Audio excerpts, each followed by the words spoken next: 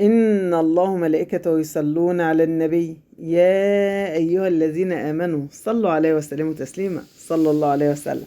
ازيكم يا بناتي، ازيكم يا اخواتي، يا رب تكونوا بخير. النهارده جايبه لكم مفاجأة من العالمين. النهارده احنا رايحين بازار دبي، موجود في العالمين عند شاب أدهم أحمد. ما شاء الله تبارك الرحمن، شغله كله جميل جدا. بيشتغل بالليزر، بيكتب أسامي بالليزر، وعنده اكسسوارات جميلة وهايلة تنفع الأنسات والمدامات. وعنده زي ما انتم شايفين كده على الستاند، عنده كابات للشباب جميلة قوي وأحزمة رجالي، وكمان في حاجات كتيرة تنفع للأطفال.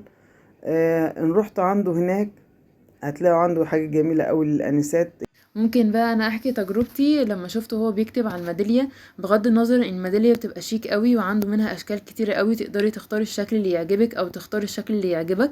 تقدر كمان تكتب عليها الاسم الشخصي المفضل بالنسبه لك، اذا كان حد من اهلك حد من احبابك. ونفس الوقت ممكن تكتبي كمان تاريخ اليوم وانك انت في العالمين، تبقى ذكرى حلوه قوي. وهتفضل معاكي عايشه كتير لان الماتيريال بتاعه الميداليه حلوه قوي. وزي ما احنا شايفين دلوقتي في حاجات حلوة قوي للشباب، اذا كانت حزمة او محفظة، كل حاجة الماتيريال عنده كان جميلة جدا، واكسسوري البنات حلوة قوي. ده غير طبعا الاسعار بتاعت الحاجة جميلة، معاملته محترمة جدا. واللي احلى من ده وده كمان ان نقدر كمان نزوره هنا في القاهرة في عباس العقاد. ليهم هناك فرع ومحل، بجد حاجتهم شيك قوي وحلوة قوي.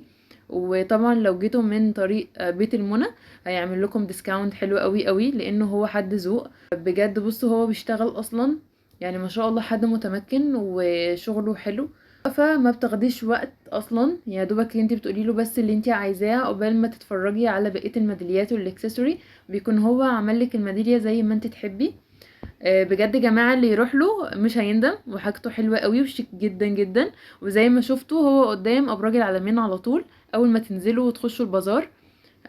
بجد تجربة حلوة، وانا ووالدتي بنشكره جدا لانه عمل جفت حلوة قوي لبيت المنى. وان شاء الله اشوفكم فيديو جديد وريفيو جديد لناس مجتهدة وجميلة وشغلها حلو زي ادهم. اشوفكم على خير. واي شاب عنده موهبة يفضل يمارسها وممكن يكلمنا واحنا نروح نعمل ريفيو عن الشغل بتاعه. بجد بجد برافو ليك يا ادهم، وبجد تسلم على شغلك الحلو. ودلوقتي الكارت بالارقام بتاعته والفروع، وليه انستجرام وفيسبوك تقدروا برضو تخشوا عليه وتشوفوا الصيحات اللي هما بينزلوها. بجد بجد كان تجربة حلوة. اشوفكم فيديو جديد، باي.